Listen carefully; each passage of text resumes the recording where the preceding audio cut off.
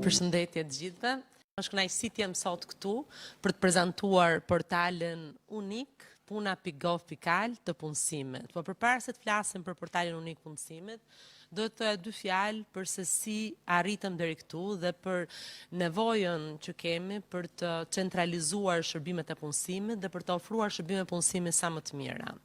Fakt, ekonomia shqiptare në vitet e fundit ka qenë një ekonomi e stabilizuar, rritja ekonomike ka variuar nga 3.5 deri në 4%, ndërkohë që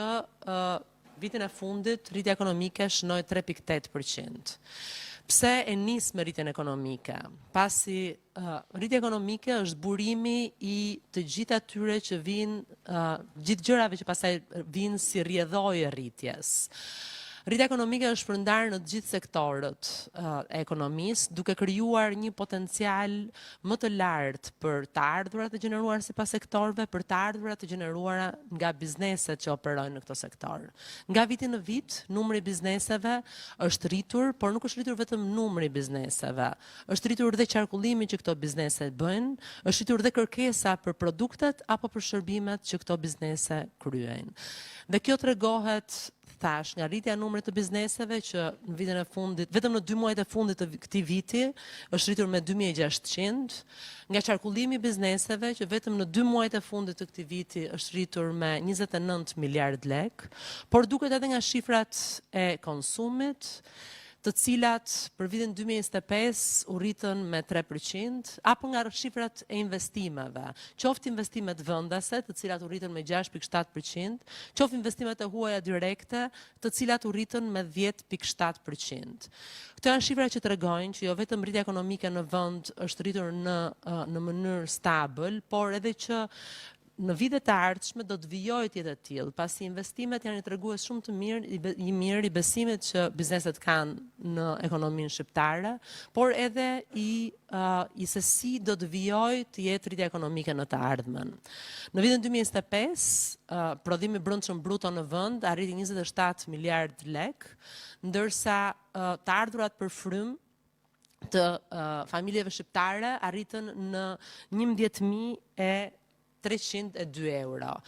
Kjo shifër është 663 euro më e lartë se në vitin 2024. Dhe të gjitha këto të dhëna nuk janë të ndara nga njëra tjetra. Janë të dhëna të cilat lidhen, pra rritja ekonomike, rritja e qarkullimit, performanca e mirë e bizneseve, ka sjell një nevojë për një treg pune më të madh, ka sjell një reduktim të dhënave të papunësisë, ka sjell një rritje të punësimit, papunësia sot shënon 8.3%, ndërsa punësimi ka arritur gati në 70%, konkretisht është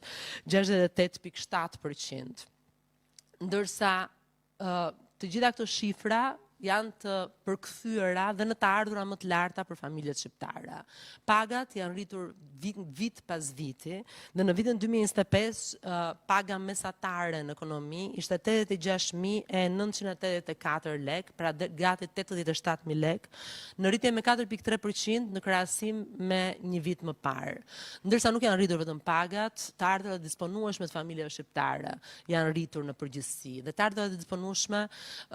janë të kalkuluara nga pagat, nga pensionet, të cilat për vitin 2025 u rritën me 8.4%, por edhe nga remitancat që janë një bazë të ardhurat të familjeve shqiptare, të cilat gjithashtu kanë ardhur në rritje, dhe në tërësi të ardhurat e disponueshme të familjeve shqiptare janë rritur me 6.4% për vitin 2025. Janë të gjitha këto shifra që janë të rëndësishme sepse përbëjnë kërkesën për produkte dhe shërbime të prodhuara në Shqipëri, por përbëjnë edhe tregun e punës në përgjithësi. Tregu i punës, siç thash, është përmirësuar dhe ka përmirësuar performancën. Megjithatë, mendojmë që është e rëndësishme që ne të kemi një treg pune më të strukturuar. Ne të kemi shërbime për tregun e punës më të strukturuara, ndërmjetësimin e tregut punës ta kemi më të qartë dhe më të saktë. Dhe informacioni për vendet e lira të punës është çelësi kyç i cili garanton një shërbim ndërmjetësimi të duhur. Prej shumë vitesh, Agjencia Kombëtare e Punësimit dhe Aftësive është përqendruar në përmirësimin e shërbimeve që i ofron qytetarëve nëpërmjet publikimit online në portalin puna.gov.al të vendeve të lira të punës. Kryesisht vendet e lira të punës kanë qenë në fakt vende të lira të sektorit privat. Megjithatë, ne në fund të vitit kaluar vendosëm që do të punonim për të krijuar një portal të vetëm unik, jo vetëm për të ofruar vendet e lira të punës të privatit dhe për të ndërmjetësuar kërkesën e të punëkërkuesve të papunë me sektorin privat, por edhe për sektorin shtetëror. Prej vitesh kemi pasur për sa i përket në punësve civil, një portal të dedikuar, të qëndërzuar të Departamentit Administratës Publike, ku në mënyrë transparente publikoheshin të gjithë vendet e lira të punës për nënpunësit civil. Por, vendet e lira të punës për gjithë pjesën e administratës publike, jo në punës civil, pra për gjithë ata që operojnë me kodin e punës, ku bën pjesë një numër i madh institucioneve publike, por bën pjesë një numër i madh gjithashtu institucioneve të pavarura, apo i ndërmarrjeve shtetërore, si Keshi, OSHE-ja, Posta Shqiptare, të cilët kanë një numër të madh të punësuarish. Ndaj vendosëm që të gjithë këto vende të lira dhe publikimin e tyre ta qëndërzojmë në portalin e vetëm puna.gov.al, me qëllim që të standardizojmë mënyrën se si rekrutohet dhe çdo entitet i administratës publike është detyruar tashmë që të publikojë të dhënat e veta në portalin puna.gov.al. Në fakt, prej 3 muajsh tashmë portali është aktiv. Prej 2 muajsh ne kemi ndërmarrë një vendim të Këshillit Ministrave që i detyron institucionet që të publikojnë të dhënat e veta në këtë portal dhe janë 180 institucione të cilët kanë filluar të publikojnë të dhënat e veta në këtë portal dhe janë më shumë se 1500 vende të lira pune të cilat janë të publikuara në portal, që janë edhe në punës civil edhe në punës të tjerë të administratës publike. Për ne është e rëndësishme që ky shërbim të ofrohet në mënyrë të standardizuar, që të ketë disa afate të standardizuar, dhe çdo person i interesuar për të punësuar në administrat, do të ketë 7 ditë kohë për të aplikuar dhe informacioni mbi rezultatin e publikimit për rezultatin e punësimit apo jo, do të jetë gjithashtu i publikuar në portalin unik të punësimit. Unë duhet t'ja loj fjalën ministres Firdeni, e cila është ministre përgjegjëse për administratën publike, me cilën kemi punuar ngushtësisht për ta bërë të mundur këtë portal, duke e falenderuar për gjithë punën e bërë së bashku. Faleminderit shumë Delina, dhe një falenderimi veçantë shkon natyrisht edhe 2 institucioneve që kanë bashkëpunuar shumë ngushtë për ta jetësuar këtë iniciativë, sikurse është Agjencia Kombëtare e Punësimit dhe Aftësive dhe Departamenti i Administratës Publike, që kanë punuar bashkë për të mundësuar që ne të kemi një portal jo vetëm unik të punësimit në mbar Shqipërinë për administratën publike, por mbi të gjitha për të garantuar një sistematizim të një sistemi në fakt të fragmentuar, ku çdo institucion i publikonte ose jo thirret tek faqet e tyre zyrtare, por për të mundësuar në radhë të parë dhe mbi të gjitha çdo punëkërkuesi që do të bëhet pjesë e administratës publike shqiptare, që të ketë një dritare të vetme unike aplikimi. Natyrisht që kjo vjen në kuadër të një sëri iniciativash që po marrim për të konceptuar dhe mbi gjitha për të ripozicionuar 360 gradë administratën publike shqiptare.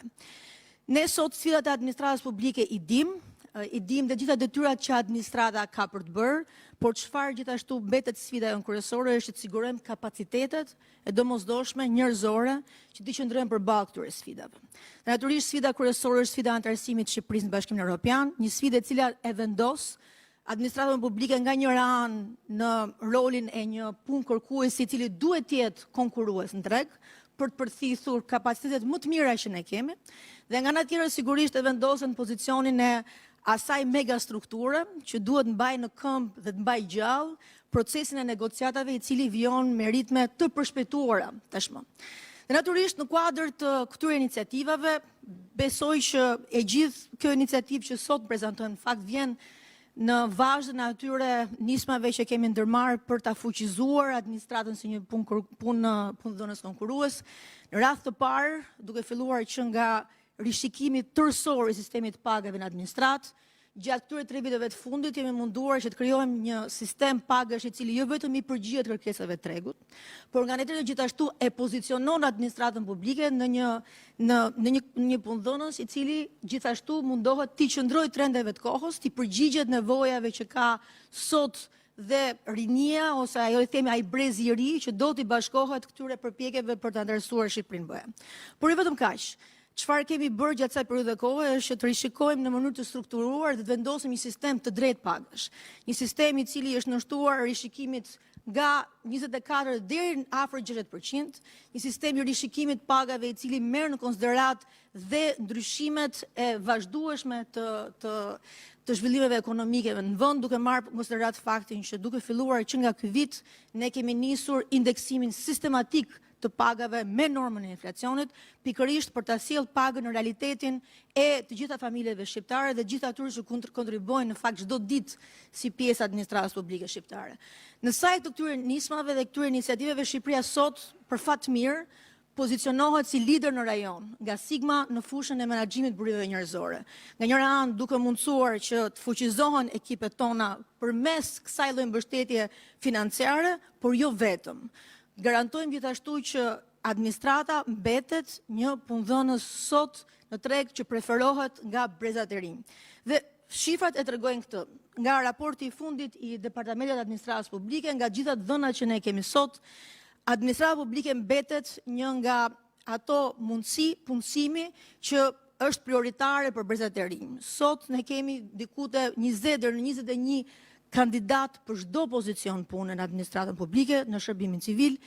Kemi një moshë mesatare të aplikantëve që është afro 33 vjeç dhe një moshë mesatare të administratës publike në tërësi që është 40 vjeç, që është në fakt më e reja në rajon. Do të thotë që ne sot jemi atraktiv për trinjt, po ne duam të mbetemi atraktiv. Dhe mbi të gjitha të mbetemi atraktiv dhe përmes këtyre mekanizmave që të rinjt sot i përqafojnë shumë më tepër se sa brezat e mëparshëm, sidomos këtyre mekanizmave sikurse është portali i punësimit. Përmes portalit të punësimit, bashkëpunim dhe me ministrin Ibrahimi, me Akpon kemi munduar që të sjellim jo vetëm një portë të vetme, e cila në kohë reale garanton një standard të unifikuar për të gjithë. Ne kemi tashmë prej vitesh të standardizuar të gjithë procesin e rekrutimit për shërbimin civil. Çdo kandidat aplikon përmes portalit të DAP-it dhe portalit Akpos për të bërë pjesë e shërbimit civil, por sot një pjesë e mirë e institucioneve që nuk janë pjesë e shërbimit civil, dhe sidomos ato shoqëri aksionere sikurse përmendi ministri Ibrahimaj, duke filluar që nga Keshi, që nga OSHE-ja, UKT-ja, të gjitha këto janë struktura të cilat punësojnë në mënyrë të vazhdueshëm profesionist të gjitha llojeve. Dhe ne dim shumë mirë që ky është një proces i cili kërkon domosdoshmërisht bashkëpunimin e institucioneve dhe ne nuk mund bazoheshim vetëm nga vullneti i mirë i çdo institucioni që të bëjë pjesë e kësaj iniciative.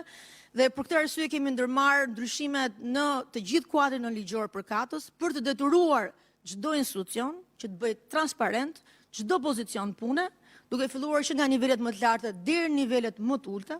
pikërisht për të mundësuar që dhe çdo punonjës potencial i administratës ta shikojë këtë dritare si një mundësi shumë të mirë për të bërë pjesë administratës, por nga ana tjetër duat ju ndaj me ju këtu gjithashtu dhe një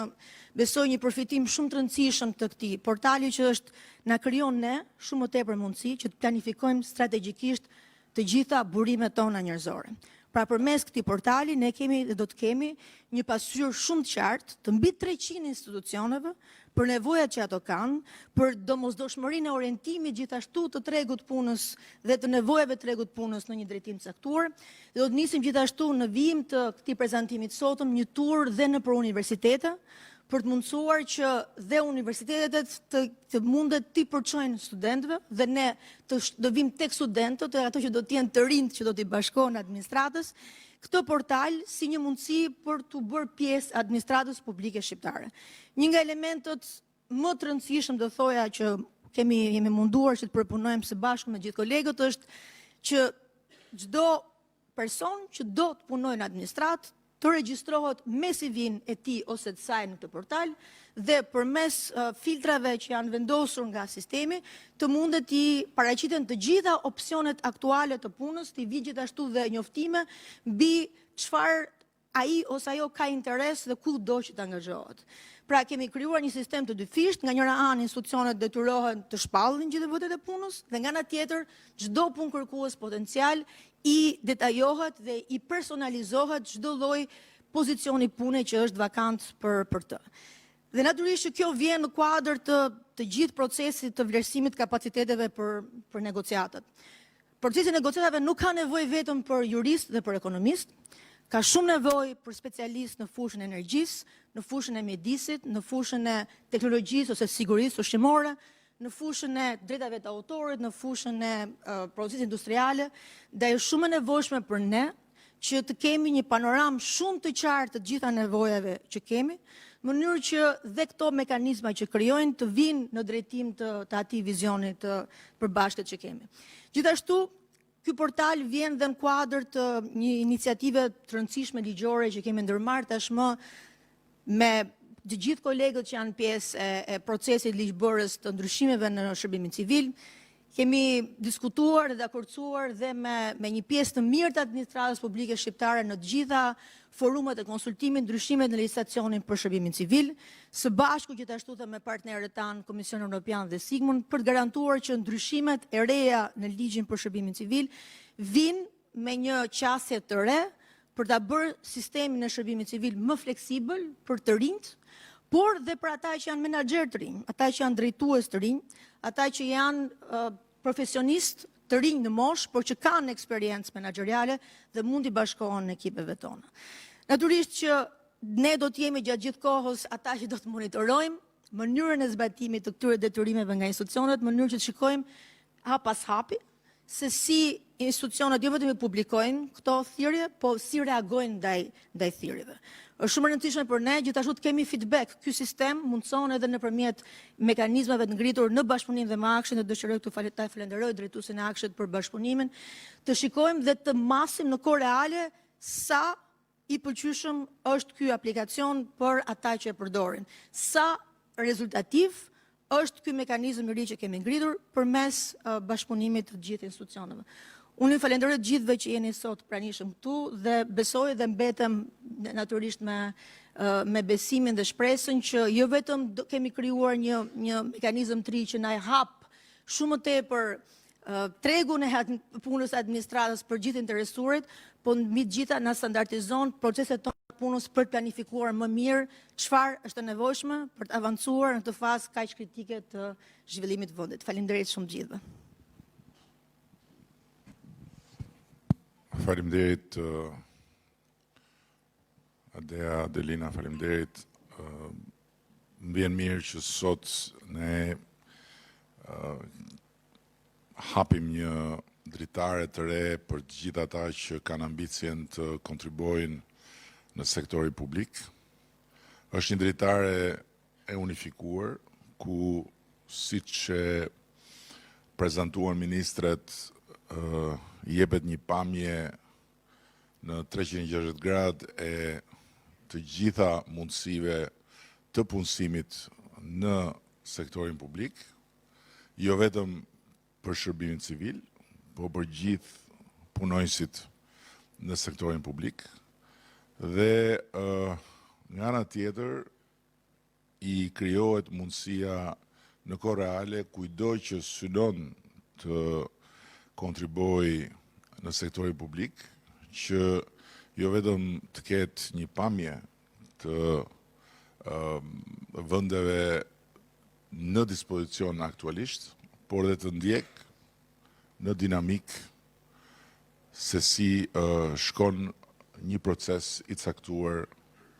ku ajo vet është e interesuar. Është një hap i rëndësishëm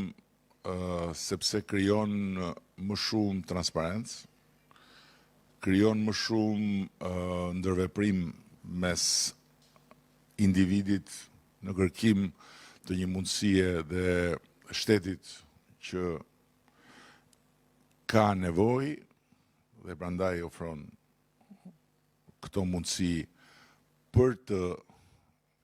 mundur të rekrutoj më të mirët dhe nga ana tjetër përfshin për herë të parë të gjithë sistemin ton publik në një pasqyrë ku të gjitha mundësitë janë të ekspozuara. Më vjen shumë mirë të them që ndryshe nga çfarë unë vetë dhe kam thënë këtë në më shumë se një rast, po nuk besoj se është asnjëherë mjaft që ta përsëris. Ndryshe nga çfarë dhe unë vetë kam parafituruar administratën tonë publike përpara se sa ne të ndërmerrim procesin e negociatave, administrata publike ka provuar të kundërtën e shumë paragjykimeve që kanë rënduar mbi të në vite.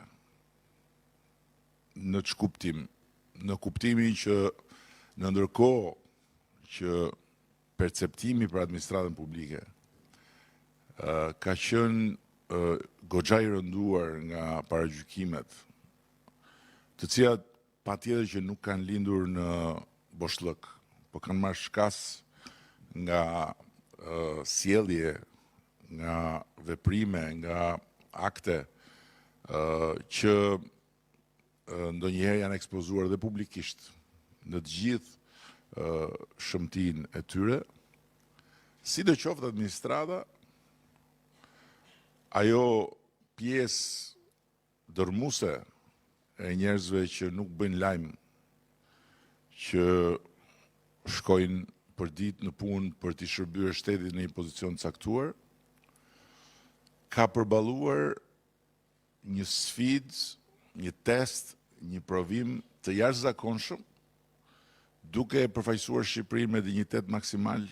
në të gjithë procesin e drejtueshëm të negociatave. Dhe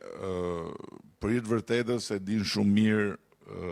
kolegët dhe koleget me të cilat unë bashkëpunoj nga afër, që e kam shprehur shumë herë përpara se sa të vendosej zyrtarisht çelja e negociatave, që dakord do arrim t'i hapim negociatat, por pastaj si do ja bëjmë? Kush e di se sa të vështirë do ta kemi dhe o Zot na ruaj se çfarë perceptimi do krijojmë edhe tek ata në Bruksel kur të ulemi në tryezë me ta, me administratën që kemi. Dhe ka ndodhur për surprizën e madhe të shumë kujt, përfshirë dhe time, krejt e kundërta. Ka ndodhur që pikërisht qindra e qindra punonjës të kësaj administrate, të cilët janë angazhuar në këtë proces shumë të ndërlikuar që prek të gjithë sektorët, e kanë përfaqësuar shtetin shqiptar me shumë dinjitet dhe kanë fituar respektin, vlerësimin dhe besimin e palës tjetër. Dhe pala tjetër është një palë që është servitur me dekada për t'ia nxjerrë jetën vendeve që janë ulur në tryezë për t'u bërë antarë të Bashkimit Evropian. Për t'ia nxjerrë jetën në kuptimin më të plot të fjalës, duke kërkuar deri në detaj llogari për çdo sektor. Dhe kur ajo palë arrin të shpreh ato vlerësime, atëherë vërtet ne kemi arsye që të jemi shumë të inkurajuar edhe shumë besim plot se kemi mundësi ta ndërtojmë në Shqipëri një administratë publike dinjitoze të standardeve europiane. Kur them këtë, e them sepse është shumë e vështirë të ndërtosh një administratë publike dinjitoze standardeve europiane në një vend të vogël me traditën e varfër që ka Shqipëria në aspektin e shtetit, me lidhjet e panumërta krajinore e farefisnore që ka Shqipëria, e të tjera e tjera. Dhe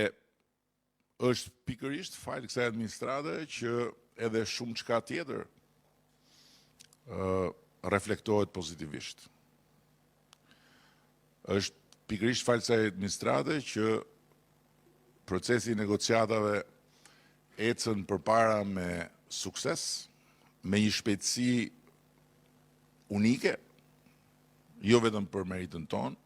po dhe për kontekstin në cilin ai zhvillohet gjeopolitikisht, dhe është edhe fal kësaj administrate që vendi zhvillohet dhe rritet në çdo aspekt, pavarësisht problematikave që nuk mungojnë dhe pavarësisht çështjeve që ka nevojë të adresohen për ditë. Ne sot jemi në kushtet kur kemi hapur gjithë kapitujt, kur po diskutojmë dhe po ballafaqohemi me Komisionin Evropian në krah, se Komisionin Evropian e kemi në krah, çka është shumë e rëndësishme. Dhe përballë kemi shtetet anëtare për piketat e ndërmjetme që janë një moment kyç në negociata dhe për cilat Komisioni Evropian ka dhënë vlerësim jashtëzakonisht pozitiv për Shqipërinë. Flitet e përflitet lart e poshtë për arsye të mosarsyes se negociatat janë bllokuar, janë ndaluar, janë penguar. Kjo është totalisht e pavërtet. Kush i thot këto nuk e ka fare iden se për çfarë flet. Negociatat nuk janë një shëtitje në lëndin, por janë një proces testimi i vazhdueshëm dhe provimesh të vazhdueshme. Dhe ky provim që tani zhvillohet mes nesh dhe vendeve anëtare është një provim kyç, por ama nuk ka absolutisht zero motiv për të folur për bllokim, për pengim. Jemi totalisht sipas agjendës së përcaktuar. Prilli është muaj i diskutimeve intensive, pasi në fund të marsit janë mbledhur të gjitha pyetjet e vendeve anëtare dhe pas diskutimeve do të vijë edhe vendimmarrja. Në ndërkohë që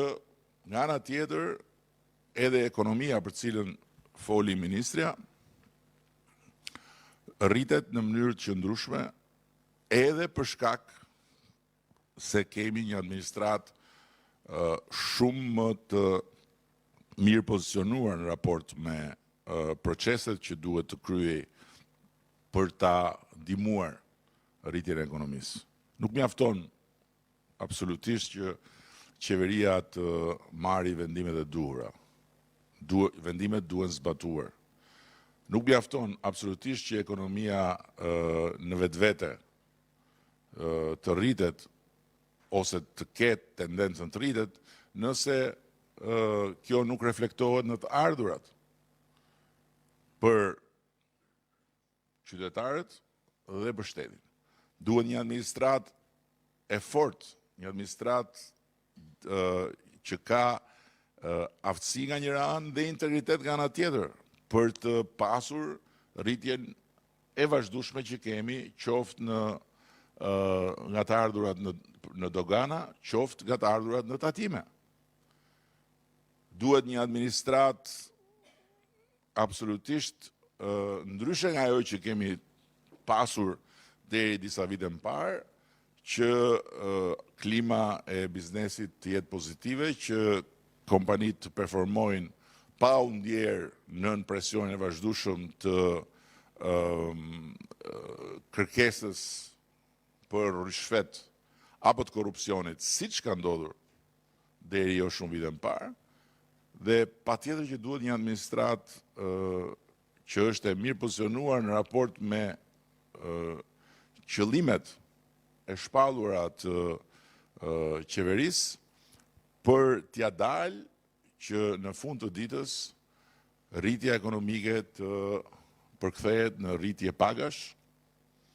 në rritje pensionesh dhe në më shumë të drejta.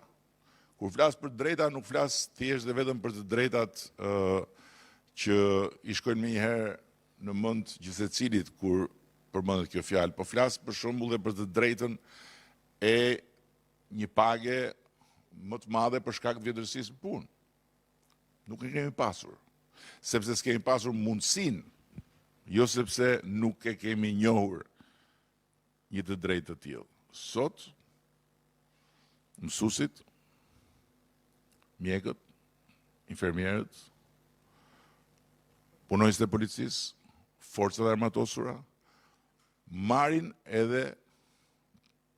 bonusin apo pagën ekstra të vjetërsisë në punë. Nuk mund të paguhet njësoj dikush që ka një vit që punon me dikë që ka 15 vjet në punë. Këtë e kemi ditur, por nuk kemi mundur ta materializojmë. Pse? Sepse ekonomia nuk na ka dhënë këtë mundësi, sepse të ardhurat e mbledhura nuk na kanë dhënë këtë mundësi, sepse administrata që kemi pasur nuk na kanë ndihmuar sa duhet për t'ia dalë dhe për ta realizuar këtë mundësi. Sot e kemi, sepse ekonomia na përgjigjet edhe sepse administrata na ndihmon. Të thuash që sot Shqipëria ka më shumë korrupsion se ndonjëherë më parë, do të thotë flasësh për çart. Natyrisht që sot flitet më shumë për korrupsionin, për qoftë për shkaqe objektive, qoftë për shkaqe totalisht subjektive. Qoftë për shkak se si asnjëherë më parë i është hapur korrupsionit luftë, dhe lufta i është hapur në radh të parë politikisht nga një forcë qeverisëse që ka udhëhequr një reformë që ka çliruar duart e drejtësisë. Ashtu sikundër, nuk mund të ketë korrupsion në rritje dhe të ketë rritje pensionesh me një projekcion i cili është i përfshirë në parashikimet buxhetore të 4 viteve, ku çdo janar rritja do të dyfishohet. Që do të thotë në janarin 2028 do të trefishohet, në janarin 2029 do 4 fishohet, dhe në janarin 2030 do 5 fishohet. Si bashkohen këto bashkë? Nuk mund të ketë korrupsion në rritje dhe të ketë shumë më shumë përfitus nga garat publike. Këto janë fakte. Nuk mund të ketë korrupsion rritje dhe të hapen 2000 disa qindra biznese të reja në 2 muajt e fundit. Të gjitha këto nuk duan të thonë që nuk ka korrupsion. Por duan të thonë që është një proces transformues që pasqyrën e ka jo tek të dhënat apo tek pasqyrimi që i bën njëra palë apo para tjetër, por e ka tek pasqyrimi objektiv i këtij transformimi nga Komisioni Evropian. Dalin shumë raporte në përbot, po ka vetëm një raport i cili nuk bazohet në perceptime, nuk bazohet në anketime që shpeshherë janë me plot boshllëqe, por bazohet në një ndjekje rigoroze 7 ditë javës, 24 orë të ecurisë punëve të një vendi në çdo sektor, dhe ky është raporti i Komisionit Evropian. I solla të gjitha këtu për të rikthyer edhe një herë tek administrata. Ne e kemi shumë seriozisht, sepse jemi shumë të bindur për një fakt shumë të thjeshtë, që nuk ka progres të sigurt dhe nuk ka transformim të pakthyeshëm aty ku administrata nuk është e sigurt dhe ku dhe ku pozicioni i çdo kujt brenda saj është lehtësisht i kthyeshëm mbrapsh. Dhe kemi bërë shumë rrugë për të ardhur deri këtu. Kur ne kemi marrë detyrën, i kemi gjetur të gjithë punonjësit e shtetit në kthetrat e politikës. Ishin në kthetrat politikës të gjithë punonjësit e policisë. Shefat e komisariateve, shefat e qarkullimit, drejtorët e qarqeve, i vendoste partia, i vendosnin deputetët me telefona, deputetët me influencë. Mësuesit ishin në kthetrat e politikës. Mund të gëhieshin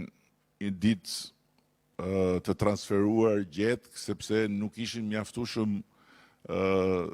të besueshëm për partinë, apo nuk ishin mjaftueshëm të njohur me rrugën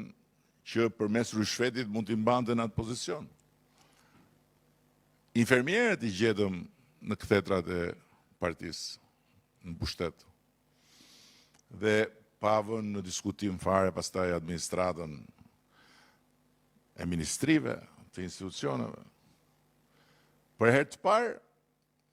administrata filloi të funksiononte me një ligj të shërbimit civil,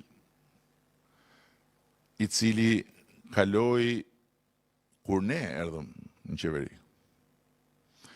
Dhe sot përgatitemi për të kaluar disa ndryshime në ligjin e shërbimit civil,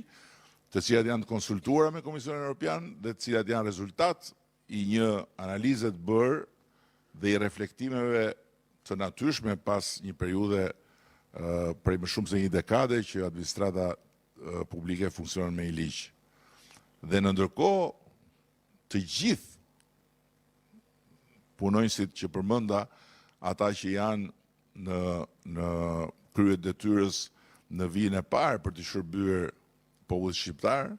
janë faktikisht të çliruar nga kthetrat e politikës. Nuk është politika që vendos fatin e tyre. Por është përpjekja për të identifikuar dhe për të mbështetur ata që e meritojnë. A është ky një proces i cili është i përfunduar? Absolutisht jo. Nëse do ta krahasojmë këtë proces me proceset dhe standardet e disa vendeve të përparuara të Bashkimit Evropian, jemi pa diskutim më mbrapa dhe shumë më mbrapa. Por nëse do ta krahasojmë jo me veten, se me veten deri një dekadë më parë është i kot çdo krahasim, se është si dita me natën, por me vendet që kanë një ngjashmëri me ne, jemi pa diskutim në kushtet kur mund të jemi krenar për të që kemi bërë. Ishin në kthetrat e politikës të gjitha llojet e shërbimeve që sot janë praktikisht në duart e teknologjisë. Por edhe ato shërbime kanë nevojë për një administratë të vetëdijshme mbrapa. Kështu që unë jam vërtet i inkurajuar me punën që po bëhet, është pa diskutim merite radh parë atyre që udhëheqin këtë proces, dhe ADEA ka një merit veçantë si Ministër e Shtetit për administratën publike. Patjetër që si asnjëherë më parë është bërë një punë dhe bëhet një punë e përditshme për t'i dhënë një sens të gjithë procesit që lidh qeverisjen me punën dhe me punësimin, dhe këtu meriton patjetër një falënderim edhe zëvendës ministrja Olta edhe drejtori Akpos Klevisi, se nuk diskutohet që është puna e tyre e përditshme që pastaj jep mundësi edhe ministrëve përkatës, në këtë rast ministres së re të ekonomisë, që të ketë shumë më tepër çfarë thot kur vjen fjala tek puna tek punësimi, dhe një skuadër e tërë nga mbrapa dhe këtu prap vim te administrata, sepse dhe ADEA punon me një grup njerëzish të motivuar, të rinj që janë punonjës të administratës, edhe AKPA po ashtu punon me një grup punonjësish të motivuar të administratës, edhe Ministria e Ekonomisë dhe Inovacionit ka një grup njerëzish të motivuar që janë punonjës të administratës, ata nuk janë zakonisht ose asnjëherë në ekran, por e përditshmja provon që ne kemi sot të gjitha arsyet që t'jemi besimplot që në këtë proces të negociatave për antarësimin dhe në këto vite që mbeten nga antarësimi, edhe fal të procesi dhe fal presionit madh që ka ky proces mbi një vend që do të bëhet antar i Bashkimit Evropian, ne do të kemi një administratë dinjitoze e cila patjetër që do të fillojë të gëzojë gjithmonë më shumë dhe respektin e qytetarëve shqiptar që me të drejtë janë skeptik dhe jo për fajt tyre shpeshherë kanë një perceptim siç e pata pasur dhe unë më parë, pasi lumi dhe llumi i rrjeteve të informacionit dhe i kanaleve të infektuara nga politika e ditës e bëjnë shumë të vështirë që informacioni të vi i pa deformuar nga gjithë ky presion që ka në rrugën nga burimi i informacionit tek cili do qoftë që merr informacionin. Shumë faleminderit.